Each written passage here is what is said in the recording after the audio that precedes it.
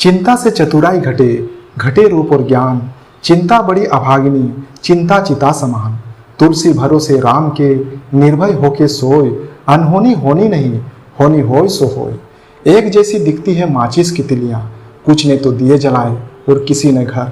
चिंता तो चिता समान होती है, क्योंकि चिता तो मुर्दे को जलाती है, लेकिन चिंता जिंदा को जलाती है। आज किसी को रोटी की चिंता है तो किसी को मकान की चिंता, किसी को बेटी की शादी की चिंता, किसी को परीक्षा की चिंता, तो किसी को नौकरी की चिंता, किसी को प्यार की चिंता, तो किसी को अपने शरीर की चिंता। मतलब आज हर कोई अपनी ज़रूरतों के मुताबिक चिंताग्रस्त है। यदि आप इन चिंताओं और दुखों से छुटकारा पाना चाहते हैं तो इस कहानी को ध्यान से पूरा जरूर सुनिएगा। कहीं आप इस कहानी में खो न जाए, इसलिए आप इस चैनल को लाइक एंड सब्सक्राइब जरूर कर दीजिएगा। एक बार एक शिष्य महात्मा बुद्ध के पास पहुंचता है और उससे पूछता है, हे महात्मा, आखिर इंसान के जीवन में चिंता क्यों आती है?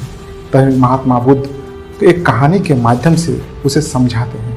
काफ़ी समय पहले की बात है। एक आदमी अपनी ज़िंदगी में बहुत संघर्ष किया, मेहनत किया और धन कमाना शुरू किया। धीरे धीरे उनकी कमाई बढ़ने लगी। उसने अपने जीवन भर पाई पाई इकट्ठा करके एक बंगले की तरह आलीशान घर बनाया।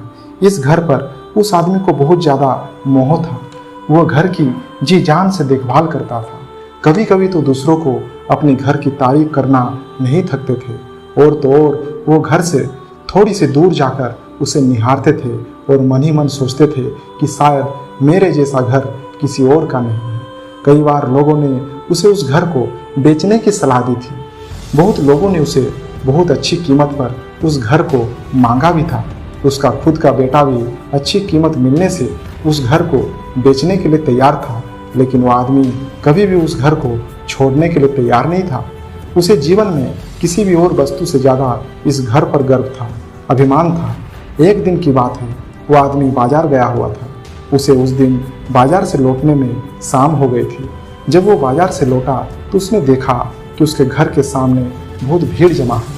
वो दौड़ते हुए आया तो उसे बहुत बड़ा आघात लगा, क्योंकि उसके घर में आग लग चुकी थी। उसने सबसे प्यारे घर को ऐसे आग में जलते हुए देखकर अधमरा सा हो गया। उसे समझ में नहीं आ रहा था कि वो क्या करे। उसने निर्णय लिया कि अगर उसका घर ही नहीं रहेगा तो वो भी नहीं रहेगा। वो भी उसे जलते हुए घर में अपनी जान दे देगा। अपने दुख में जब वो आदमी जलते हुए घर में जाकर अपनी जान देने गया, तब वहाँ तमाशा देख रहे लोगों में से एक ने उसे रोक लिया। उसे बहुत समझाया, लेकिन उसने किसी की भी बात नहीं मानी और वो ज़ोर ज़ोर से चीखने चिल्लाने लगे, मैं तो लूट गया, बर्बाद हो गया। तभी अचानक उस भीड़ में से एक आदमी आया और उसे कहा, क्यों बेवजह अपनी जान देना चाहते हो? क्योंकि अब यह घर तुम्हारा नहीं है। एक दिन पहले ही तुम्हारे बेटे ने इस घर का सौदा किसी के साथ कर दिया था। जैसे ही उस आदमी को इस बात का पता चला तो उसे सारी चिंताएं दूर हो गई। अब वो आदमी भी वही बाकी लोगों की तरह खड़े होकर उस घर के जलने का तमाशा देखता रहा। जब वहाँ पर उस आदमी का बेटा आया तो आदमी अपने बेटे के पास जाकर उसे कहने लगा, जरूर मैंने पिछले जन्म में बहुत पुण्य किए होंगे, इसलिए मुझे तुम्हारे जैसा बेटा मिला। अगर तुमने इस घर को सही समय पर ना बेच दिया होता तो आज मेरी जान चली जाती। तुमने इस घर को सही समय पर बेचकर मेरी जान बचा ली बेटा। पिता की बातें सुनकर बेटे का मुंह उतर गया। उसने बड़े दुख के साथ कहा, पापा, मैं इस घर का सौदा करने के लिए जरूर गया था, लेकिन अभी तक इस घर का सौदा पक्का नहीं हुआ था। जो सुनते ही आदमी का दिल फिर से बैठ गया।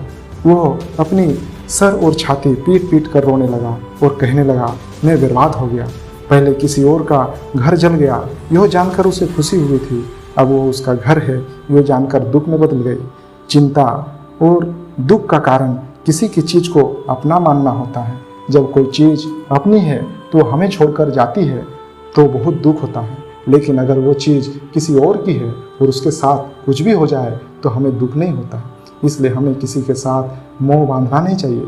इतना सुनने के बाद शिष्य को आनंद की प्राप्ति हुई। शिष्य मुस्कुराते हुए महात्मा बुद्ध से कहता है, भगवान, आपने तो जीवन की आधी समस्या ही हल कर दी।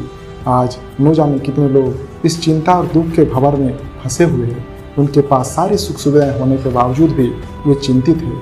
इस प्रकार शिष्य अपने गुरु को प्रणाम करते हुए आश्रम में चले जाते हैं। दोस्तों, श्रीमद् भगवद गीता में भी यही लिखा है कि किसी भी वस्तु को अपना मानना ही दुख का सबसे बड़ा कारण है। इसलिए हमें किसी भी वस्तु के साथ ज़्यादा लगाव या मोह नहीं बांधना चाहिए। अगर हम ऐसा कर सके तो हमें जीवन में कभी भी चिंता और दुख नहीं सताएगा।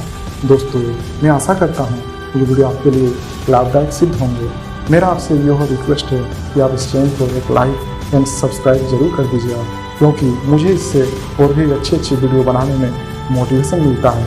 तब तक के लिए मिलते हैं अगले शानदार वीडियो में। Good bye, thanks for watching.